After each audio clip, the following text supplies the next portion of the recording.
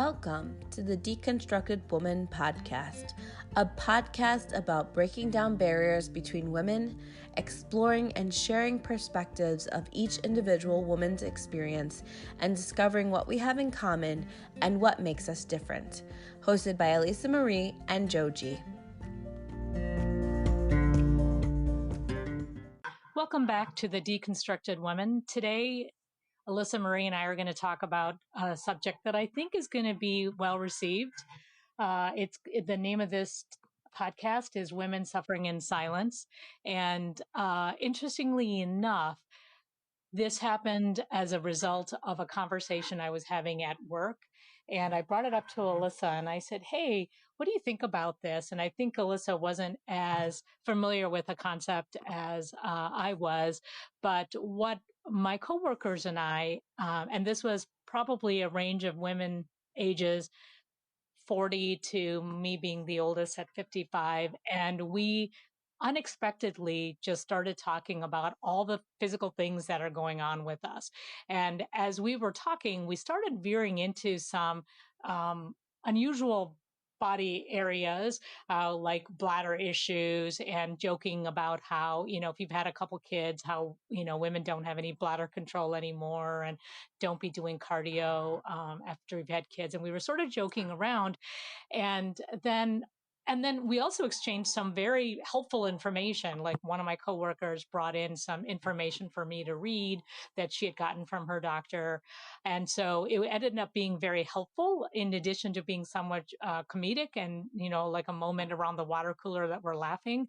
But then we sort of stepped back and we were saying, can you imagine our moms standing around talking about their bodily issues at work in not having the door closed and not whispering to each other, because my mom would, and I'm talking like Joji, like my mom would not talk to me about anything, and I'm her daughter and we were in our house, let alone her talking about anything so personal at work.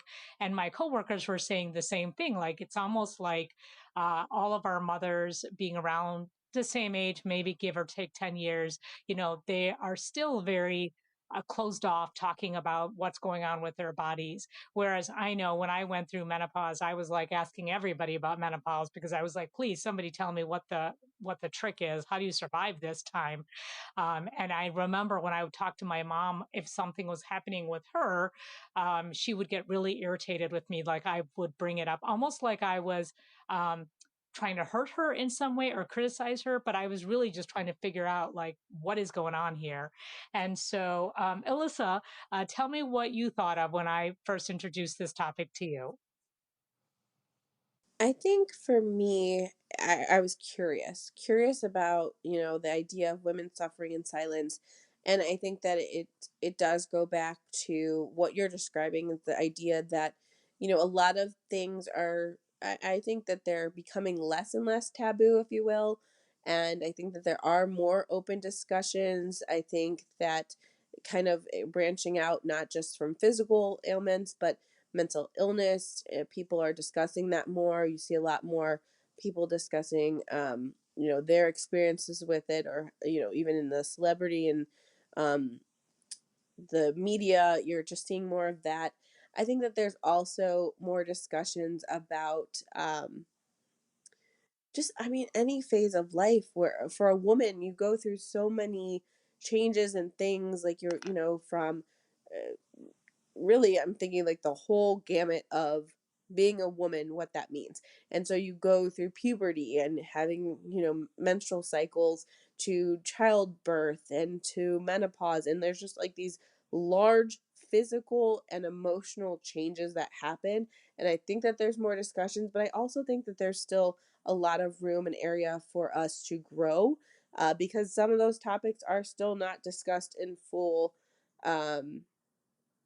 honesty, if you will. I think that there's still a lot that, people don't want to tell you their full story of childbirth, for instance, because they're afraid they might scare you and may not have kids because of that or something of that nature. But I think that there's a lot of things that weren't discussed in the past that are being discussed now. And I think that that's great because I think getting it out there and having a platform to discuss it is more important. But at the same time, there is still quite a bit of area for growth in that department. Because I think that I think I'm trying to think of my own experiences where I wish somebody would have set me up or somebody would have explained, like, hey, this is what it's like. And this is actually, for me, like, I found this area that I couldn't find any books on. And so it's something that I've been mulling around about writing a book because there's when you talk about certain topics, I'm always that kind of person that looks for more information. And so I think you and I are similar in that way, because you were saying how you were asking everybody about menopause. I'm like, okay, I'm going into this new phase of my life, and I couldn't find any books or articles on it, and it was horrible to be like, what, where's the information? It's not here. And so I think that that's one of those things where, again, it's opening up, we're discussing it more, but it's also something that there's still room for growth.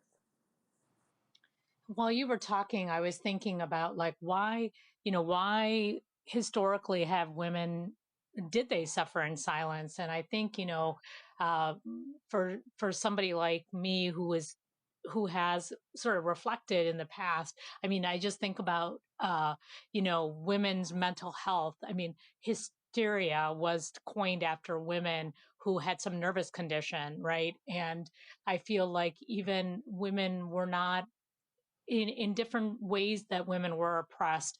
They couldn't speak their mind because their words were not valued, or it was judged in some fashion. I think about women being called witches, and women's hormones being misunderstood, and no one really understanding the complexity of that 100 years ago and what that looked like. And so I think women have always had to keep secret so many things because they didn't want to be misperceived in one way or another. And a result of that, that kind of secrecy was just something that women would do quietly with their friends, or in those kinds of situations. And so it does make me think about where what reinforces that kind of behavior.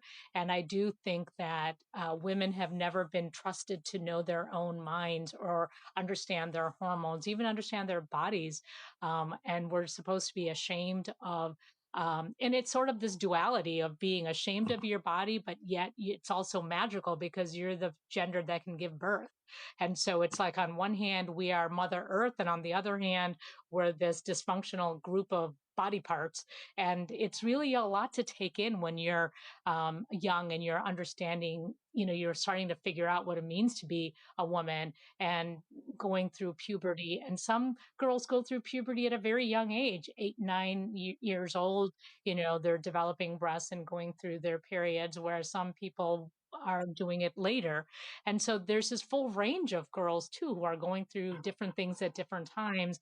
And it's so confusing and it's embarrassing, and you don't know how to feel about it. And so it makes me think about how we do have to also support our younger girls as they're going through these different changes. And I probably was overkill on that if you were to talk to my child about it. um, they would probably say that it was too much, too much open communication, too much wanting to talk about it, just because I didn't want to make it a secret like it was more in my life experience. I wanted it to be something that we could talk about without embarrassment or whatever. But I think I went to the other side of the pendulum with that one. And then we got to a good place. But what other things do you think suffering in silence refers to? I mean, do you think that there's other things that um, are not being discussed when you say women? There's still room to grow in that. What things can you relate to in that? Well, I think, and I know that I think you had put down the citation. So we do have an article that goes along with this, and I don't know if you want to cite it now. Um, but I think that that particular article, and I was trying to pull it up as you were talking, but I wasn't I'm not quick enough. Oh, So sure. No, let me go ahead and do that now. It's from the Huffington Post, and the title of this it actually is a blog post called "The Misery Epidemic: Why Women Are Suffering in Silence," and it's a little bit older. It's from 2014, and it was written by Michelle Bersell.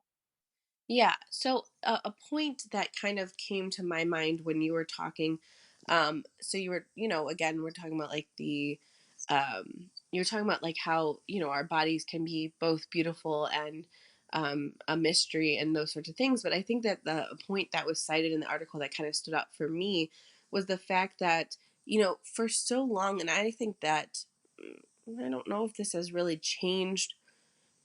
I think it's changed for me, but I don't know if society has changed. But like the idea of like you can't be emotional, that we have, as women, we have to stunt that emotionality. And then it kind of goes back to like why people said we were hysteric. And, when hysteria was a mental illness and that sort of thing. But it was always like women are so emotional, they're so sensitive. And like this is something that I have just kind of embraced later in life because I think I heard that so much. And even, just maybe 20 years ago, it's like, oh, you're so emotional, Elisa. And I'm like, well, I, I, I am emotional, but I don't think that that's a bad thing. I think, so again, that's what the article was talking about is like, we don't have to stunt that emotional self that we have, that we are, and to actually use that as a positive thing to like, and it's hard to describe, so I'm not sure I'm doing a great job of it, but like I think that's an interesting point, that so for so long we have been told you're you can't be emotional, you have to be, in the workforce, you have to be level-headed and fair, and I'm not saying that you can't be emotional and those things, but I think that there's always been this discussion of you can't let emotions, you can't show emotions. I think that goes back to so many topics that we talked about. And so really I think that it's what that was the area that spoke to me the most, was the fact that using that emotionality to be able to say like this is not a bad thing. We don't have to hide that we're emotional. You can cry when you want to cry. You can, and it's funny because we're, having all these discussions about like we recently talked about parenting, and like not I said like one of the things is that I yell a lot. It's like I'm trying to, and I'm not, again, not encouraging everyone to yell at their kids, but I'm saying like that's coming from someplace. Why am I having that reaction? Understanding that is like where I'm trying to go now, but it's part of that emotional piece that I think is sometimes so misperceived by society, that you can't be emotional because that's a problem. And but those emotions are coming from somewhere, and we have to acknowledge it. So that was the piece that spoke to me. And I think I'm maybe going on a tangent, so I'm gonna bring myself back in. But um, that was the piece that was I was focused on. Well, I will tell you that I think I was emotionally stunted through my teens and my 20s just because there was such a focus put on being strong and not necessarily being emotional because I was the only girl in my sibling group, but just not being weak or I tell most people pretty freely anymore today that I was a walking generalized, anxiety disorder from the time I can remember. My mom had examples of me when I was really anxious and had GI issues, and that has been like what my life has been represented with is just anxiety and GI issues. And I don't think it was until probably when, and it goes back to not caring and making decisions and individuating as I did much later in life, but really being able to say, I don't like being anxious. I don't like worrying and ruminating about things that I can't control, and take control of what you need to take control of and do what you have to do. But I think if I had chosen silence, I think I would have continued to be in that place of just doing what other people expected me to do and not taking a stand for what I believe is right for me, not for anybody else, but for me. And it definitely was something difficult to do.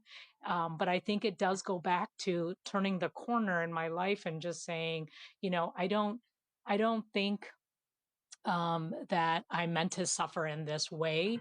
And very few people could understand what I was going through. And I can clearly say that nobody in my family understood what I was going through. And so it really was about having a knowingness about what was right for me. And I say this all the time that if I didn't have a child, I might still be married, because sometimes we do what we have to do for our children before we do something for ourselves, which once again, feels selfish to us. And so I was very grateful for the fact that I had that extra nudge to do what ended up being best for me as a person, as well as, my child. And so for us as a couple, it was what was best. But I think there was a lot of pressure to keep it quiet and just to do what everybody expected you to do. And it did take a lot to break away from that. But the other thing I think that you found interesting in this article was the confusion about this, don't do what other people are like, don't take another massage. I'm going to have you describe it because I don't want to make it sound trite, but how did you explain it to me, Alyssa? Yeah, so it was talking about so again, going back to the idea of women suffering in silence, that there's just so much overwhelm, which really resonated with me. And I think that again, this is regardless of your phase of life, like everybody feels overwhelmed in one form or another. But it was talking about, and I know you have the statistics, but I'm gonna try to get at least in the general range. I think it was like 90 to 92% of working mothers and 89 or 90% of stay-at-home moms were, saying that they felt overwhelmed. And so it's like all these that I mean that's pretty much that's for mothers, but I think if we could expand that to women in general. I think that if we took a survey, we might even do this on our Facebook group, like took a survey of like how, on a scale of 1 to 10, how overwhelmed do you feel? I think it's a pretty prevalent feeling that people have. And we talked about self care and things like that. And we, in our conversation in a previous episode, we were talking about like really finding what makes you, what speaks to you, and so it ties into that. But the article specifically said, you don't need another massage. You don't need to have time to yourself. You need to listen to you. And I thought that was an interesting piece because my first initial reaction was, well, I don't know what I'm saying. Like what do I need? Because it would be great if somebody could just tell me, because I'm not having like this inner dialogue about this. Um and I was like, I think I need time alone, but I don't really know if that's going to fulfill me. And so what I had said is I'm still searching for what that means. And so it wasn't clearly articulated in my mind of like what do I need to not feel overwhelmed. I think that that's the constant search. And so maybe there's some people out there that feel similar to me, that you're not sure what would make you feel less overwhelmed, but I think that's part of the journey, is identifying what fulfills you. And I'm still figuring that out. But I think it spoke a little bit differently to you, Joji. So I will hand it back to you as far as what you heard in that particular line of listen to you. Yeah, and I mean, I don't want to. I love massages, and I love getting pedicures and things like that. And so, I don't think this is about not doing that kind of self care if that's something you enjoy, or if whatever, going away with your girlfriends for a weekend. I think we all need to do that, and we don't do enough of that. But the way that I interpreted what the writer was talking about is that in certain ways, those are superficial things, and that it's going to give you a moment of relief, but that what you really need to do is to be able to connect with yourself, your intuition, what you're your desire is. And I think we talked about this in one of our recent areas where it was like, well, what is that? And I think, Alyssa, you had mentioned, meditation, prayer, and other ways that you do self-reflection. And so I will say that as I had gone through a lot of chronic illness through with my GI issues and had two very major surgeries in my early 30s, I did end up really discovering meditation, and I it did bring me a lot of uh, quiet time, but that was because my life has been monkey mind. So using like, Buddhist and yoga terms, I mean, I was very happy being busy and being loud and surrounded by noise. And as I had mentioned in a previous podcast, I didn't like being quiet. That was something I avoided at all costs because I didn't like being that way. And so trying to get a handle on my health and trying to figure out why anxiety was leading to a stress disorder and how to get control of that, you sort of have to settle down. And the only one easy way, not easy really, but one way to do it is through yoga and meditation. And so to really quiet yourself and to become comfortable with the silent, and in that moment of silence or stillness or bliss is where you start to understand what is it that you really want. And it is so difficult to practice this because monkey mind is so common and because thoughts just flip through our minds all the time. And that's part of the practice. That is natural. Everybody goes through it. And you do have to really focus on being able to let that go and let the things wander in and out of your mind. But one of the most beautiful things that came out of meditation was the name of my consulting company, which, I don't use anymore, but it was Full Circle Coaches, because the idea of going through like a full cycle of your life and completing something and then starting the next iteration of that was something that really resonated with me in the process of meditation. And so I give meditation the credit for the name of my company because it really was something that I felt very personally and very strongly that was something that came from within me in terms of naming what I was feeling at the time and what I wanted to do with my consulting business. And so I hope that nobody feels discredited by taking time out for themselves in the most obvious ways. In my 20s, I was doing a lot of massages and a lot of things because that's what I was told I was supposed to do.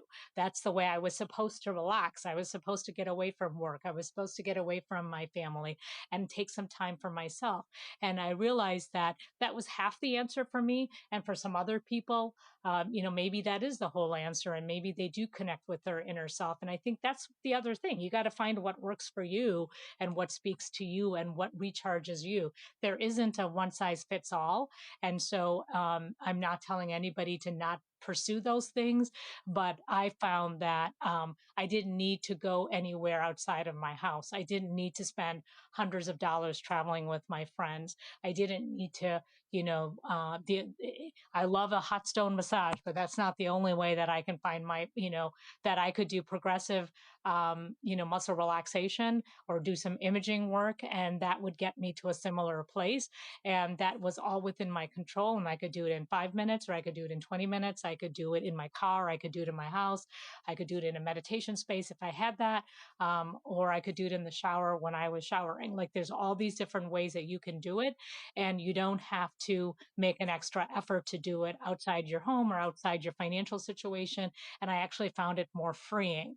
I think what's challenging when you're in your childbearing years is to be able to get a couple moments of peace by yourself is so hard to find that it makes it even more challenging. And sometimes you do have to schedule yourself out.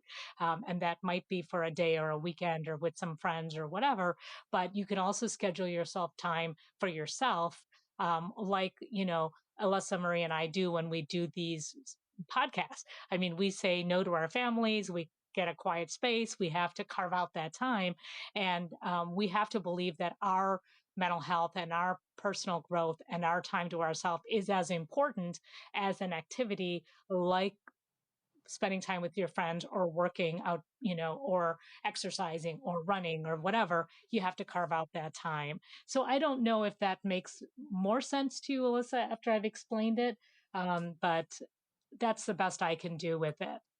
Yeah, I think that speaks perfectly to what I was saying. And I think that it kind of, it all kind of comes full circle in some ways. But I think that there's, there's just it's about a soul searching endeavor, really figuring out, like you said, what works for you. I think you kind of were speaking my language when you were saying, in those child rearing years, like just figuring out what you need. And again, that's where I'm at. I have to kind of try stuff out. Like I don't think that I really dove into that because for so long my focus has been on my career, and then it shifted to my career and my family, and now I'm kind of hopefully moving out of like the childbearing years and now focus on like, okay, where do I go from here, and what is my next kind of focus, aside from work and raising the children that I've had, what's next. So I think that there's kind of just different ways of looking at it, but I'm still trying things out to find what sticks. But I think that once you find that thing that brings you joy and that what really fulfills you, and that's where you want to go. But I think that kind of rounding out this topic, I mean, I think that again, we'll be curious to hear from our listeners, where do you find you have maybe suffered in silence or not been able, what topics have you not been able to talk about, that that maybe we need to bring to light, because we're always looking for additional topics, though Joji and I haven't slowed down, and things that we want to talk about from week to week. But we're also open to kind of hearing what people have to say, and where they want to maybe talk next. So we'll post this in our Facebook group when we publish the episode. But we are also open to kind of hearing, and I know we I've had quite a few episodes in the last couple of weeks on different topics, but always kind of coming around to hear what people want to talk about, because I think that this is an important thing that we really, I think part of what Joji and I are talking about is that we don't need to suffer in silence anymore. We can bring these topics to light. We can talk about them, and then we can really give them a voice that maybe wasn't spoken about previously. So I think that that's a great point to end on, because we have kind of talked about this to some extent, but we are always open to hearing from you. So feel free to join our Facebook group, the Deconstructed Woman podcast, where we post and publish each of our episodes each week, but we also kind of put in thought-provoking questions and talk about, things like, what should we do next, but also where have you not been able to talk about?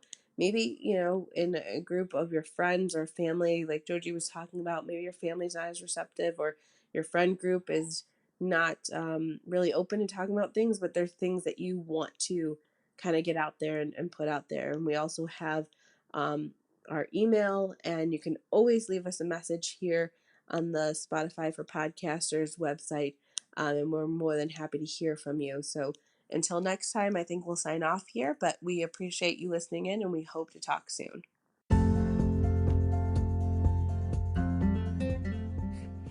Thank you for listening to our podcast, The Deconstructed Woman. If you liked this podcast, please share it with your friends, rate this episode, or subscribe to be notified of all new content.